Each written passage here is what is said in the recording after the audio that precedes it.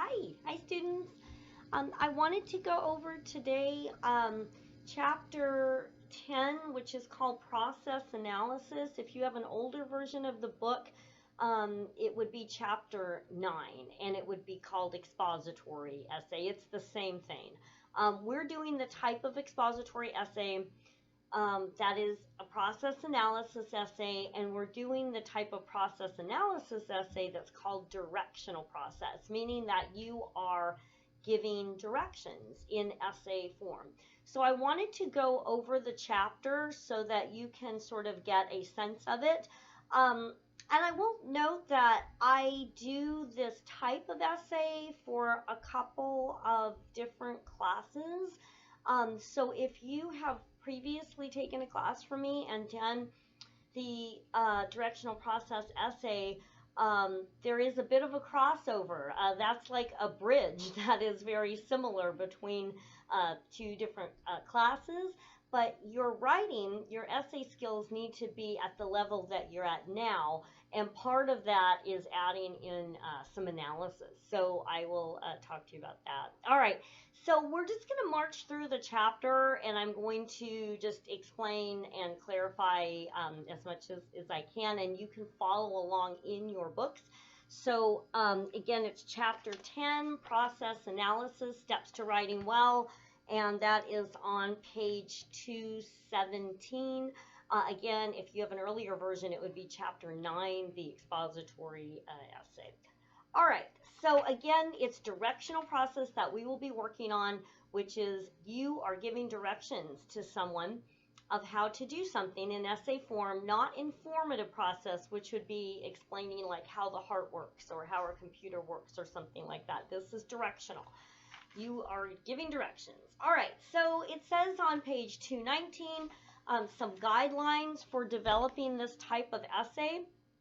It says, first of all, that you need to select an appropriate subject. So what that really means in this case is that it needs to be not so big and overwhelming that it would take you like 20 pages or more to talk about, because you don't have 20 pages or more. It's still a 3 to 5 page essay, so you have to be at least 3 pages, but not longer than 5. And at the same time, you have to choose a topic that you have enough to say about that you can talk about it for at least 3 pages. So if you're done at a page, then that's not going to work either. So you don't want it to be, so small that it gives an example in the book, like, for example, how to sharpen a pencil. That's unless you have some really snazzy way to do that that's incredibly involved, you're probably going to run out of things to say. So I wouldn't choose that probably. But by the same token, on the flip side is years ago I had a student who was a licensed pilot, and she initially started writing this paper about how to fly a plane. And I have flown in a plane, but I've never flown a plane, never piloted one. So I didn't know, the ins and outs of that process. But once she started working on it, she found that it was too complicated for 3 to 5 pages. So what she ended up doing was breaking it down to how to prepare for takeoff. So that's also a good example. If you have a large topic that you really want to do and you like the topic, it works for you and you're excited to write about it, that's great. If it seems too big, then you could just break it down like a piece of the puzzle. So for example, if you were taking a picture of an elephant and all you had was, your phone camera here, it might be hard to get the elephant all the way in the picture, right? Because elephants are big and probably the camera's kind of small. So instead of just having a blurry picture of this elephant or just getting part of him or her, it would probably be helpful to maybe just decide, I'm just going to take a picture of the elephant's face or something like that. So you want to just decide if your topic is really big, what part of it that you could handle in a 3 to 5 page paper. But again, you want to have enough to say that you can talk about it for at least 3 pages. All right. So next thing it says, again, still on page 219, is describe any equipment or special items that the uh, reader will need if they were to follow your directions. So you kind of need to put yourself in the place of you are the expert in this, okay? They are the beginner. Do think of them as being a beginner, but not, they're intelligent. They just haven't done this process before. So you want to make sure that you tell them exactly what they need to do the process. You kind of picture them as, for some reason, your directions are the only directions that they have to do the process. They can't go look it up on the internet for some reason. This is all they have. So you have to be really specific. The challenge with this type of essay is to get really, really specific. And the good thing about that is it really can enhance your ability to have very specific details still within that essay format, still with the topic, sentence, and, of course, the thesis. But it forces you almost to get very specific, and so the reader can literally follow your directions. So you want to let them know what they need. So if you're doing, say, a cooking project, and they're going to need certain measuring cups or baking sheets or whatever, you want to let them know what they need. Otherwise, they're not going to know. And define special terms. So if this is a cooking term and you're really into cooking, you might not be aware that you're not really thinking of the fact that not everybody knows that term. I will give you an example of that. For years, whenever I would read a recipe and it would say that you should use a Dutch oven, I was like, no clue what that is. That's not the recipe for me. It just made me feel overwhelmed because I didn't really know what it was, and it just sounded overwhelming. I think my understanding is it's like a large pot with a lid or something like that. But at any rate, if you were writing that paper and you wanted them to use a Dutch oven, briefly define what it is. It doesn't mean you need to talk about it for a page, the history of Dutch ovens. No, but just briefly describe what it is so that they know. All right, very good. All right, and then abbreviations should be spelled out the first time. You should do that in essay writing anyway, but this is where it comes up a lot. Spell it out the first time, and then after that, once the reader has an understanding of what it is, it would be okay to abbreviate it, but you have to spell it out the first time. They may not know what it means, right? So, all right, and then it says next, include all of the steps in logical order. So you're going to go from beginning to end of the process. So this is because the reader needs to be able to follow your directions from beginning to end. So this is not where you want to go super avant-garde with this and just kind of like, wow, I'm going to open in the middle, and that would be really creative, and it probably would be, but save that for creative writing, definitely not for this paper, because the reader just has to follow the directions from the beginning to the end, and they could get confused.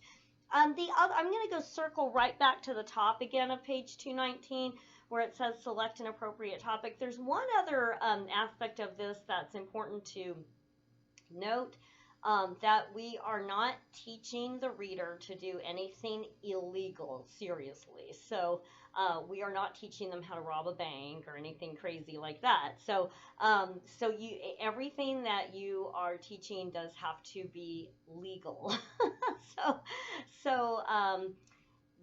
I will not be able to read and give your paper a grade if you are describing anything that is illegal. So just keep that in mind.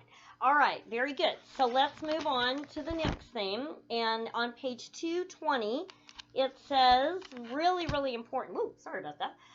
It says, explain each step clearly, sufficiently, and logically. So again, pretend like you are the only instruction manual that this reader has. You have to really explain it in detail. You can't tell them about it because it's only the paper so you have to no gaps in understanding, right? So you have to explain it all the way through exactly what they should do. All right.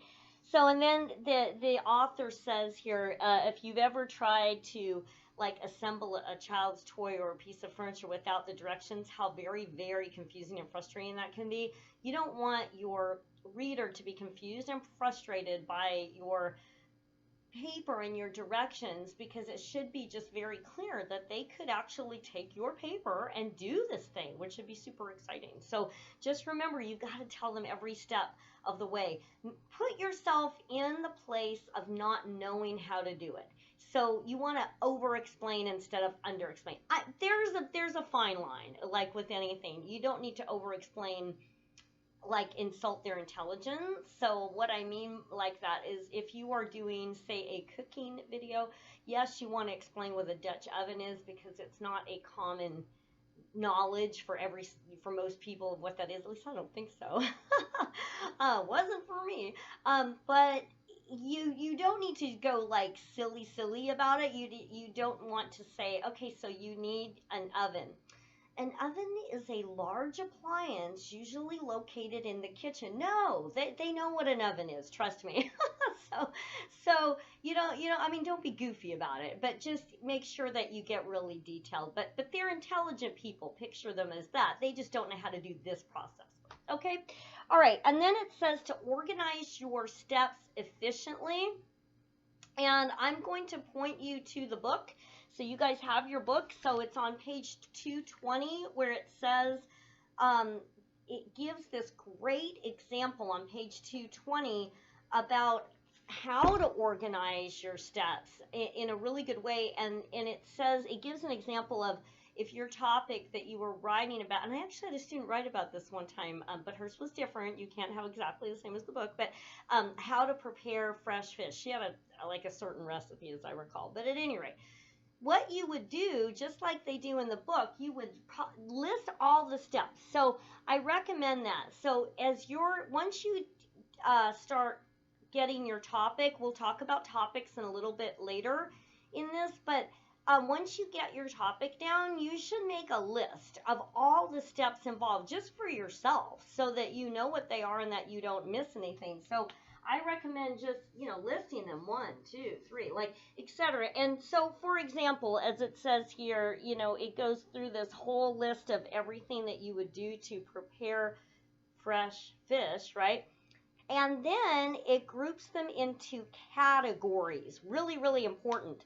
So, for example, the first category, as you can see in the book, is cleaning. So I'm just to kind of make a point, this is the cleaning section. Then all the details that are about cleaning would go here. Which, those cleaning ones are just too much for me. I can't cope with them. Sorry, you can read that on your own. But then the cooking, right? So then you would do the cooking section, and whatever's in the cooking section would be washing, and we have seasoning. I'm trying my best to have you see this, but it's kind of just, I'm going to explain. So if you can, it's in the book. It's literally in the book. And then the third category is serving. So then you put all of the aspects of serving, which could be draining and, garnishing, all these sorts of things. So my point is that, not that you can read every word, so I apologize if you can't, but it's in front of you in the book. But just to make the point that you should write down all the steps first, okay? So write down all your steps. You're not turning this part in. This is just to help you get organized. Write down all the steps, and then think, what category do each of these go in? So again, the fresh fish thing, someone might do cleaning, cooking, and serving, right? Cleaning, cooking, and serving. It's all in the book there, and then it has certain details under cleaning, certain details under cooking, and certain details under serving. All right, so that's what you want to do with yours.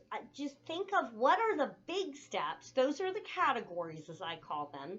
And then what are the little steps that go into each category? Each category will turn into a topic sentence and a paragraph. So you'll, like, if a student was doing the preparing fresh fish example from the book, they would have a body paragraph on cleaning the fish, they would have a body paragraph on cooking the fish, and they would have a body paragraph on serving the fish. Do you see what I mean? So that's why I mean categories. Think categories. What I find is with this paper, when students are kind of really trying to grapple with topic sentences, and I understand that that is rather challenging, but with this paper, sometimes it really comes together, I would say most of the time, because you can see that each body paragraph is a category. Each category gets a topic sentence and details that support it. And everything just has to go in the right category, right?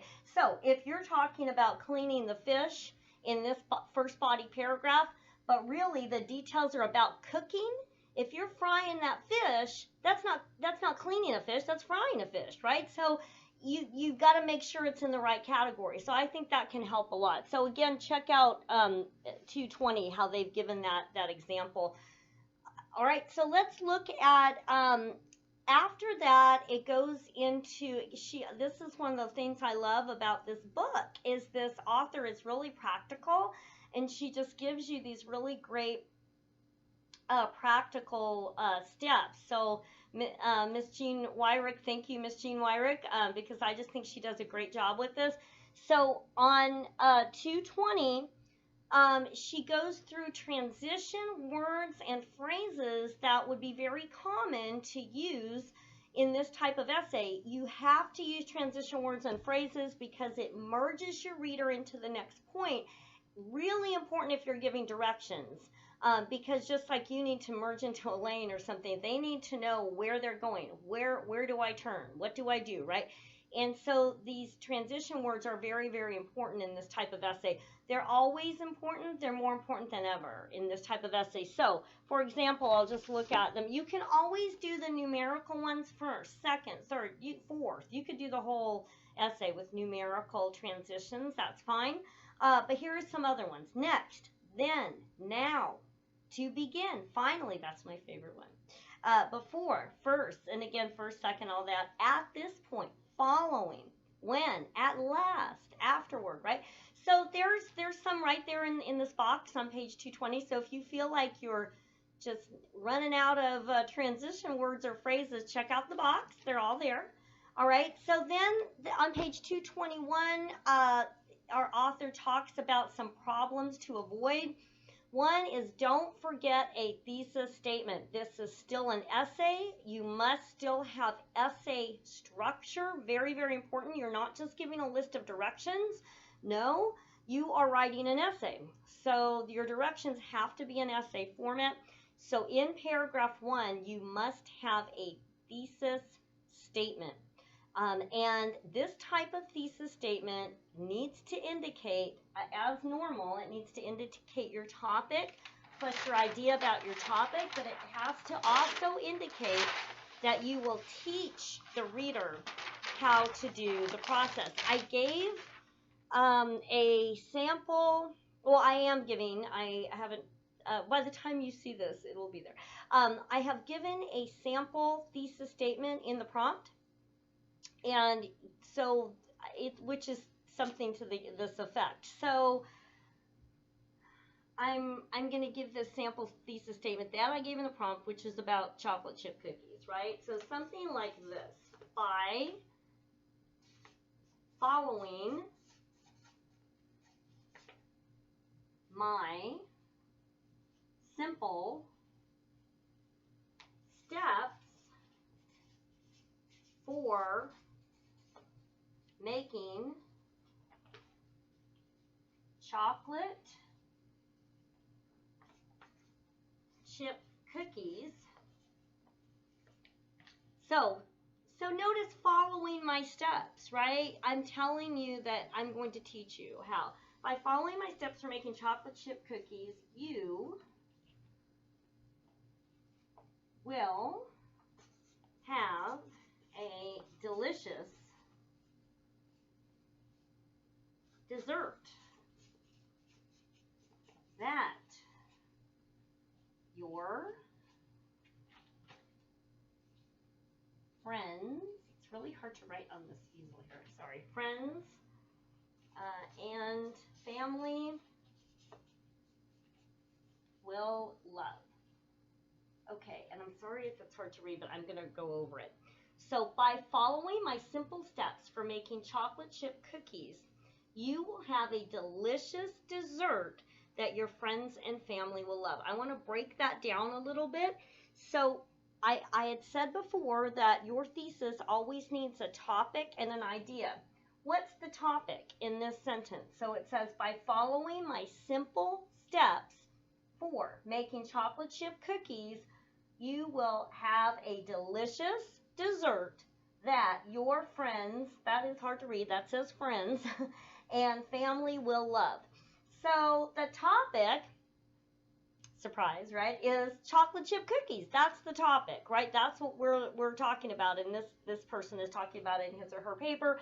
What is this person's idea about it? Is that they're delicious, right? They're delicious, and how do you know that you are going to learn how to make the cookies? Because it says, by following my simple steps, right? So we know that it's not just that everyone should eat chocolate chip cookies, like an argument paper that chocolate chip cookies are better than some other type of cookies. That would be fine as a paper, but it's not this type of paper.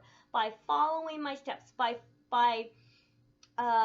following my guide, or by after I teach you this, or something like that. Teaching, learning, guide, strategy is a great word, following, anything like that. Some phrasing that indicates that you will teach the reader how to do this.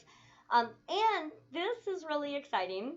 Breaking news, this just in, that this is the essay that it is okay to use the word you in it.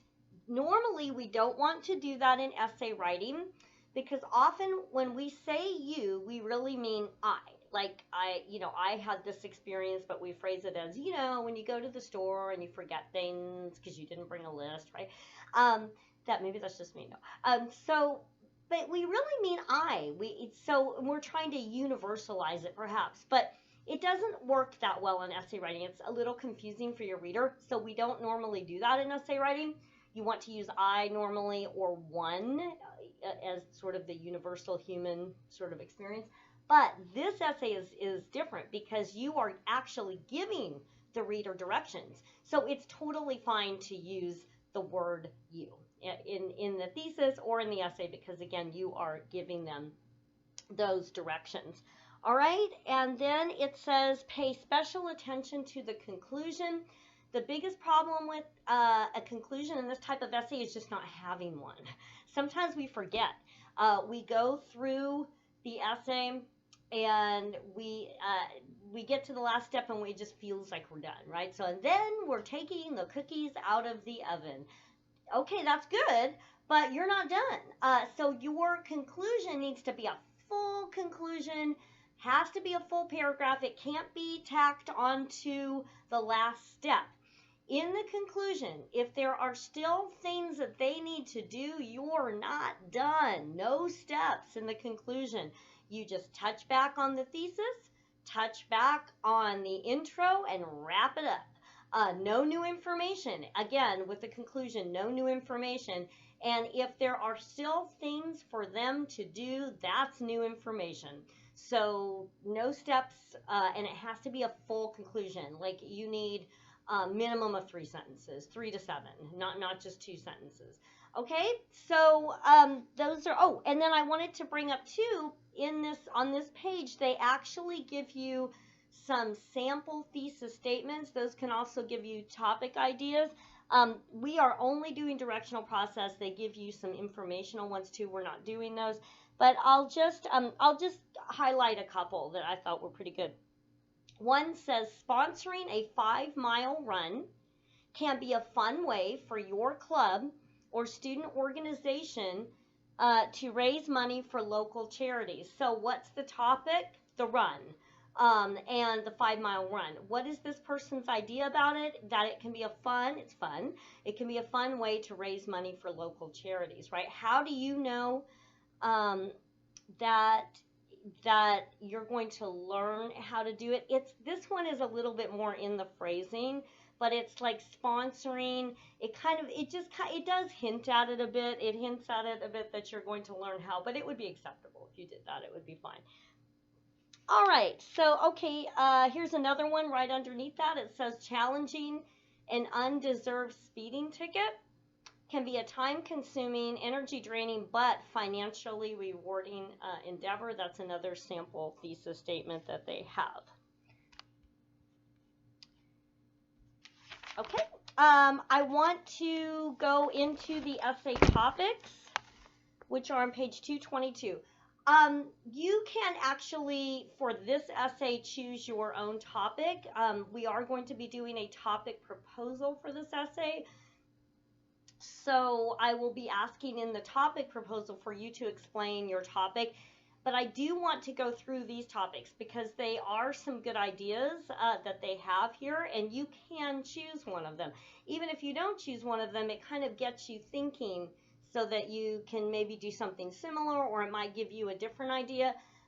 So you can pick your own topic. It just needs to be focused. It needs to be not too big, not too small, as we talked about earlier in the video. And it needs to be legal. All right, so, but these are just some to kind of get you thinking. So if you have an earlier version of the book, the topics may vary, but, you know, just any of them can just kind of help you get started. And you can actually choose one of these topics. I've had students do several of these topics on the list with really good effects. Like, it worked out really well for them because they are very focused. All right, so I'm going to go through number 1. It says how you arrived at a major decision or solved an important problem. If you choose that, you need to explain what the decision was or what the problem is. You don't want to just make it vague and general about this is how to solve an important problem. Well, what's the problem? Like, the reader is going to be confused about, like, what kind of problem are you talking about? So if you're trying to talk about how to manage stress, or you know, how to learn to drive, or how to, whatever it is, tell them what it is, right? So don't just make it vague. That make it specific enough to they know exactly what process that you are talking about. All right, number 2, how to survive the first week of college. So I have had students write about that, and it's a great topic. You could even talk about how to survive, you know, first week of college in a pandemic, or so you get to make this, you know, a little bit unique to you. It says number 3, how to begin a collection, a hobby, or acquire a skill, achieve a certification, any of those things. How to become a lifeguard, for example, would be one. How to learn CPR would be something else like that, right? So something like that. And then it says 4, how to select the best computer, smartphone, anything electronic, how to select that. You could also, I mean, if I've had students that repaired things like that, you could talk about that. That would be, you know, really fun. So 5, let's see, we're not doing 5. 6, how to manage stress, stage fright, homesickness, or an irrational fear. I've had students do several of those. I had a student do one that was on like how to manage fear of heights, right? So, I mean, any fear of spiders, anything that you could teach someone how to manage would be very effective. And then it says how to drive a car. Of course, I mentioned that before, but you could also talk about like how to drive a stick shift. I've had students do that. I've had students talk about how to change the oil in your car, things like that. And let's see, how to lose weight or increase muscle mass, or how to get in shape. I've had students do that. And how to stop smoking, or get rid of some other bad habit, right? How to buy a car, how to sell a car, anything like that would be totally fine. Okay, number 14 says how to earn money quickly, easily, and yes, legally, right? So, all right, and 16, how to lodge a complaint and win. That would be very helpful. 17 says how to succeed or fail in a job interview. We're gonna go with succeed. Fail would obviously be sarcastic. What I have found is it doesn't translate well. It's I don't know. If you have a real passion for that one, contact me. But honestly, most of the time it's confusing, and it's not clear that it's being sarcastic, and it's just super confusing. So I would go with how to succeed, right? How to build or repair a household item. Yeah, so if you know how to, repair anything that you can repair, you can talk about how to do that or how to build something. That'd be cool. I did have a student talk about how to build some kind of boat once, and that was really fascinating.